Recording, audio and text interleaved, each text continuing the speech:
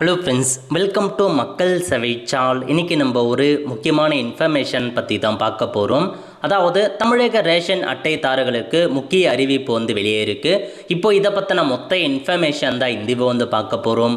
இந்த ஒரு ஸ்கிப் பண்ணாமல் ஃபுல்லாக பாருங்கள். அது மட்டும் அல்ல, இந்த வீடியோ நிறைய பேருக்கு ஷேர் பண்ணுங்க. ஓகே, ஸோ ரேஷன் கார்டு வச்சுருக்கீங்க அப்படின்னா அமைச்சர் அவர்கள் முக்கிய அறிவிப்பு வெளியிட்டிருக்காங்க பாருங்கள்.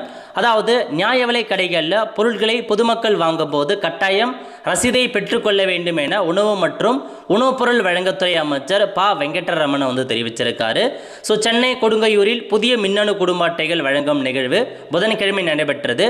இந்நிகழ்ச்சியில் அமைச்சர் பங்கேற்று 300 பயனாளிகளுக்கு மின்னணு ரேஷன் கார்டை வழங்கியிருக்காரு. அதனைத் தொடர்ந்து அவர் பேசியிருக்காரு.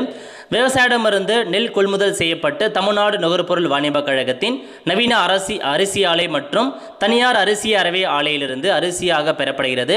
சர்க்கரை, பருப்பு, பாமாயில் உள்ளிட்ட அத்தியாவசிய உணவுப் பொருட்கள் வியாபாரிடமிருந்து வெளிச்சந்தையில் பெறப்பட்டு தர பரிசோதனைகளுக்கு உட்பட்டு உங்களுக்கு மானிய விலை வழங்கப்பட்டு வருகிறது அப்படின்னு சொல்லிட்டாங்க. நியாய விலை கடைகளில் பொருட்களை வாங்கும் ஒவ்வொரு முறையும் கட்டாயமாக ரசீதை பொதுமக்கள் பெற்றுக்கொள்ள வேண்டும். இதன் மூலம் விநியோகத்தில் வெளிப்படைத்தன்மை உறுதி செய்யப்படுவதுடன் மக்களுக்கு வழங்கப்படும் உணவுப் பொருட்கள் வெளிச்சந்தைக்கு முறைகேடாக விற்கப்படுவதை தடுக்க முடியும் அப்படின்னு அவர் சொல்லியிருக்காரு. அது மட்டும் இல்லாமல் புதிய ரேஷன் கார்டு பார்த்தா முதல்வர்கள் தொடங்கி வச்சிட்டாரு. ஸோ அதனால் ரேஷன் கார்டு அப்ளை பண்ண அப்ரூவல் ஆகணும் எல்லாருக்குமே விரைவில் விடுதலை உங்களுக்கான கார்டு வரப்போகுதுங்க. அதாவது இங்கே ரேஷன் கடைகளில் பொருட்கள் வாங்குறீங்க அப்படின்னா உங்களுக்கு ரசீது கொடுப்பாங்க. என்னமான பொருட்கள் வாங்கினீங்க, எவ்வளோ அமௌண்ட் பில் போட்டிருக்காங்க, எல்லாத்துக்குமே ரசீது வரும். அந்த ரசீதை கட்டாயமாக வாங்கிக்கோங்க அப்படின்ன மாரி உங்களுக்கு வலியுறுத்திருக்காங்க. ஸோ இதாங்க உங்களுக்கான இன்ஃபர்மேஷன். நிறைய பேருக்கு தெரியப்படுத்துங்க. அடுத்த ஒரு நல்ல சந்திப்போம். நன்றி, வணக்கம்.